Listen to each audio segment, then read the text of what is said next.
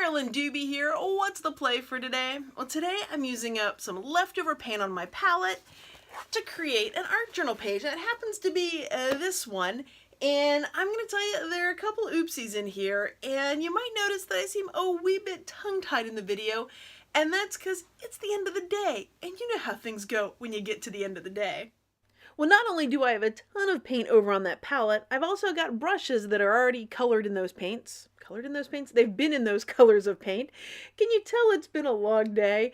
And I am just going to brush some color through the stencil. This is not necessarily the most precise way to use a stencil, but it is one of the fastest ways, and it involves the least amount of thinking or work for me right now because these paint brushes already have paint on them, and I'm just going to keep moving them around.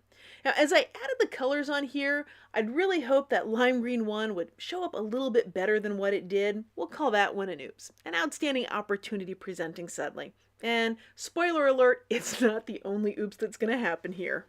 And these stencils are from over at StencilGirl Products, and they're called Sketchy Women with Class and Sketchy Women with Attitude.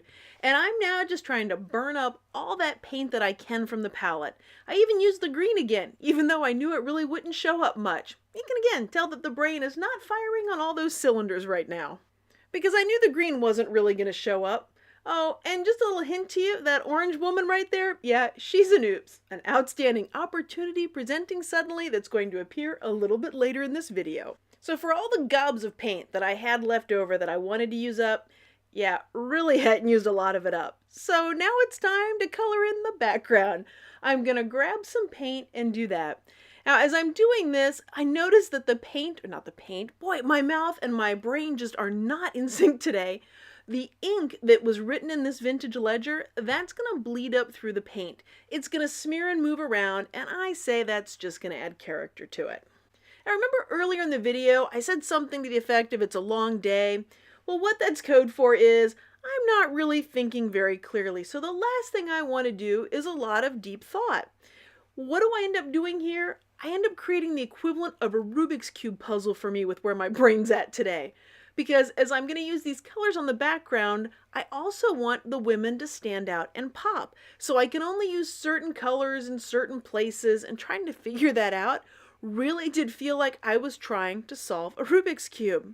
And what I also noticed is that I kept missing little areas. So little areas, say, under an arm or around the knees, that kind of stuff. And throughout the rest of this time, I kept going back going, oh, there's another spot. Oh, there's another spot.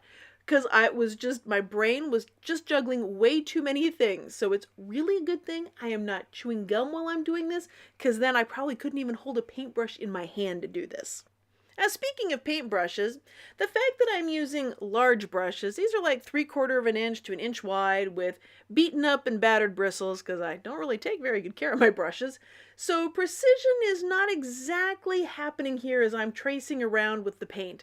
I'm trying to get right up to the edge, but yeah, not too precisely because, well, big paintbrushes don't do little detail work that well. So now let's talk about that orange woman there. That one, I've got to get all around her and get those little bits of paint in there with the big brush. And then the other thing is she behind the other women or are they behind her? Because since they're one on top of the other, I can pick and choose by, say, whose arm I'm hiding or whose corner of the coat, that kind of thing. Except that the kicker is they're see-through because all they are the edging. So not exactly my finest bit of perspective there. We'll just call that an oops. And when I designed these stencils, I wanted them to be very sketchy. And one of the ways that I like to use them is I will stencil them in color like what I did, and then I will come in with a pencil, a pen, or something and sketch all around them to make it look like I freehanded the sketch when, you guys know, there was a stencil involved here. Now the pencil that I'm using is a Stabilo pencil, and the reason why I'm choosing, oh man, my tongue is just tied. The reason why I'm choosing that is because I know that the paint is not completely dry yet. Now, why did I bring the stencil over there to look at as I was tracing over her, sketching her? Because she was so faint on there, I'm like, where are the details? So I was actually looking back at the stencil to help me because that light green did not show up on that paper very well. Hey, and by the way, if you're enjoying this video right now, if you enjoy seeing oopsies like these, hit that subscribe button. That way you'll know as soon as I have another video out. Well, thankfully, the black pencil rescued my super light stenciling with the green, and now it's time for me to add some journaling to this. And the way my brain is working today, you bet there is nothing deep and philosophical in that scribbled journaling. It is just whatever is rattling around in my head. Well, thanks so much for joining me for today's play. If you've been enjoying this video, I'd so appreciate it if you gave it a thumbs up. And if you'd like to see more of what I do, head on over to the blog at acolorfuljourney.com. You can also find the free workshop Permission to Play over there. Thanks so much for letting me be a part of your colorful journey.